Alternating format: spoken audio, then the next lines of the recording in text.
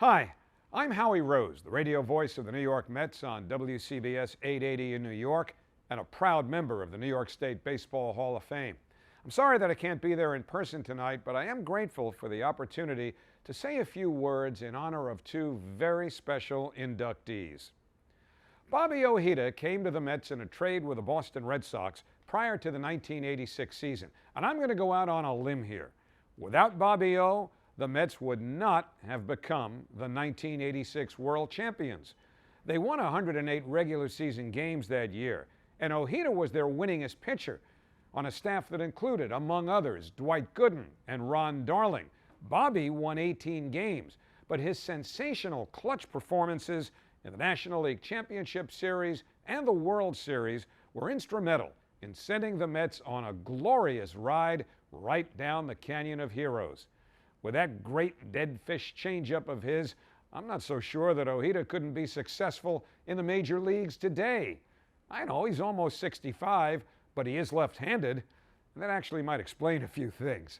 You know, the 1986 Mets were a crazy bunch, and don't take this the wrong way, but Bobby fit right in.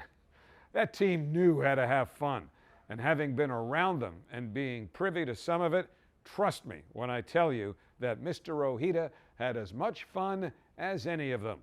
Almost as much fun as we did watching him pitch every fifth day when he so often had hitters in the palm of his left hand. He liked to laugh, but on the mound, he was all business. And as competitors go, he was as tough as they come. Congratulations, Bob, on this extremely well-earned honor. I'm especially proud and thrilled, in fact, to pay tribute tonight to one of the best and most special people that I've had the honor of working with throughout pretty much the entirety of my career in baseball, Lorraine Hamilton. She actually came to the Mets over 40 years ago. Sorry, Lorraine. Working with Jay Horwitz in the team's media relations department. And you knew immediately that she was a keeper for a couple of reasons. For one thing, she would do anything she could do to help, and believe me, there were and are a lot of people in the New York media who need plenty of help. The thing is that not only did her assistants get things done, she always did it with a smile.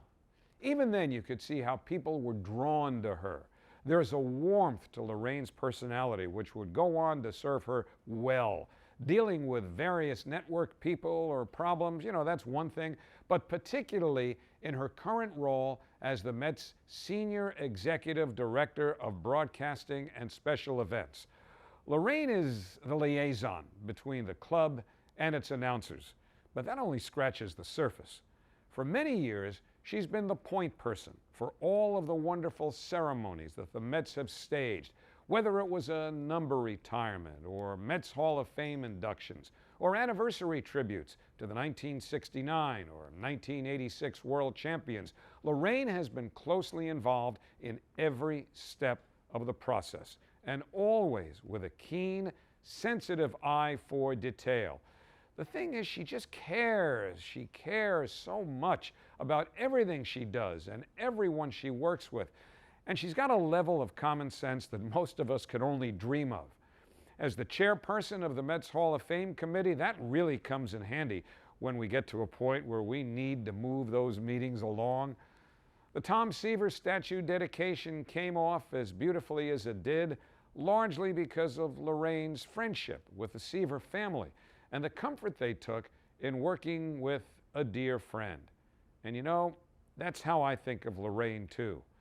I know that this is a particularly special honor for her as one of the first woman executives enshrined in this hall, and that's fabulous. I'm thrilled for her for that reason alone, but more so because I'm just so happy and proud to call her a friend and to say, congratulations, Lorraine.